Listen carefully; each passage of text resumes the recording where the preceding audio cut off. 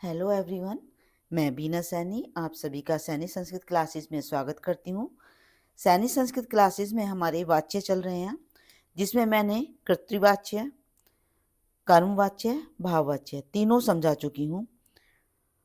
लेकिन कुछ चीज़ें ऐसी हैं, जैसे मैंने बताया था कि जब हम कर्मवाच्य या भाववाच्य बनाते हैं तो उसमें धातु बनाने का तरीका जो है, उसमें जो मूल धातु होती है उसमें ये जोड़ देते हैं, तो जिससे कि वो, जैसे हमारे वैसे तो चलते जाए पठ धातु के लट लकार में चलेंगे, पठती पठता है पठंती, पठसी पठता है पठत, पठामी पठावे पठाम, ठीक है। लेकिन इसमें यह जोड़ने पर क्या हो जाता है, पठ्यते पठयेते पठयन्ते, यानी कि एक वचन में पठयते, द्विवचन में पठयेते और बहुवचन में पठयन्ते। तो कर्मवाच्य व भाववाच्य में धातु बनाने का तरीका मैं आज समझा रही हूँ।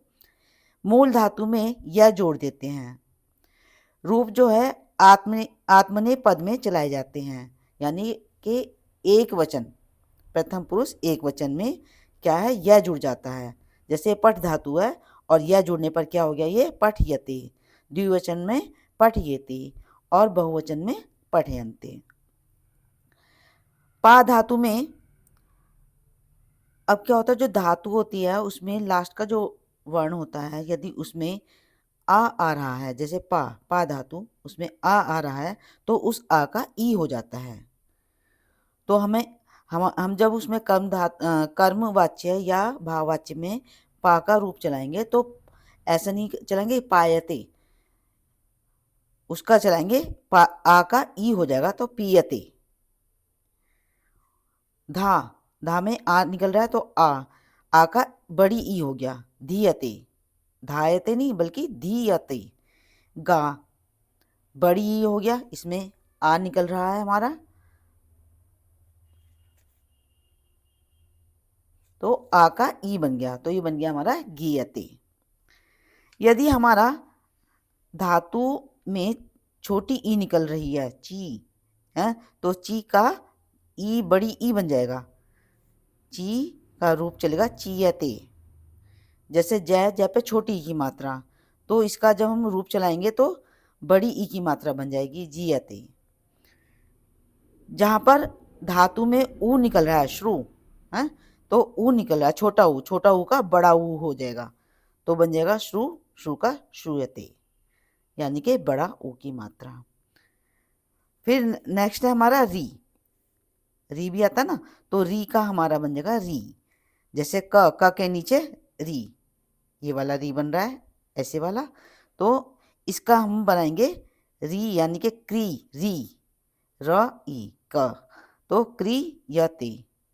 म के नीचे र, ये वाला र, तो ये बन जाएगा छोटी ई, री के साथ छोटी ई, म्री यते।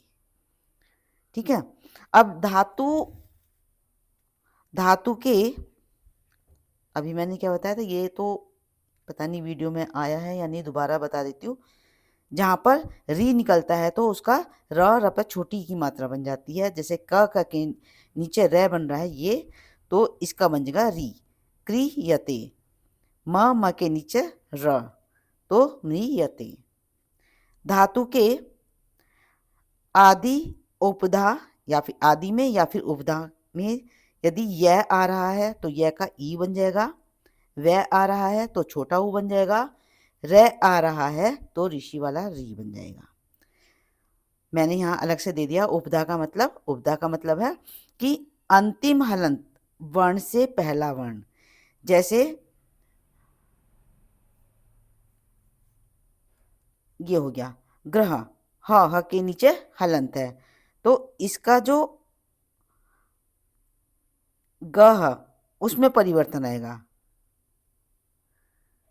उसमें परिवर्तन आएगा। ये मैंने पहले ये वाला ले लिया है, तो इसमें री आ रहा है तो इससे पहला र, ये हमारा जो है ये वाला री, ऋषि वाला री बन जाएगा, ऋषि वाला री। गै में ऋषि वाला री, ग्रह में गृह येते, गृह येते, लेना, गृह का मतलब है लेना। यज यहाँ मैंने स्टार्टिंग से ले लिया है, या इसमें आ रहा है स्टार्टिंग में, यह आदि का मतलब है स्टार्टिंग का वर्ण जो है।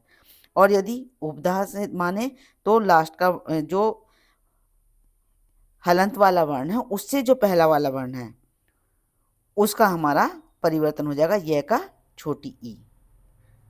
तो यज माने यज्ञ करना, इसका हो जाएगा ये इज्जते आधा जय, क्योंकि हलंत लगा हुआ ये आधा हो गया तो इसका ये ई बन गया, य का ई बन गया और आधे ये हलंत वाला जय यति इज्जते।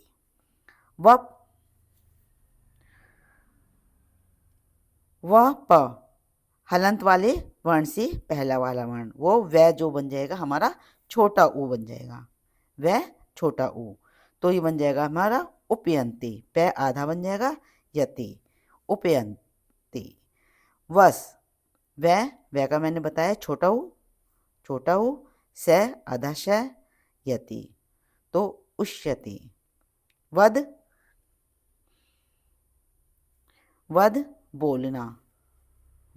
बोलना तो वह का बन जाएगा छोटा ऊ और आधा द और यति उद्यते, चाहे तो उद्यते ऐसे लिख दो और या फिर उद्यते ऊ आधा द यति।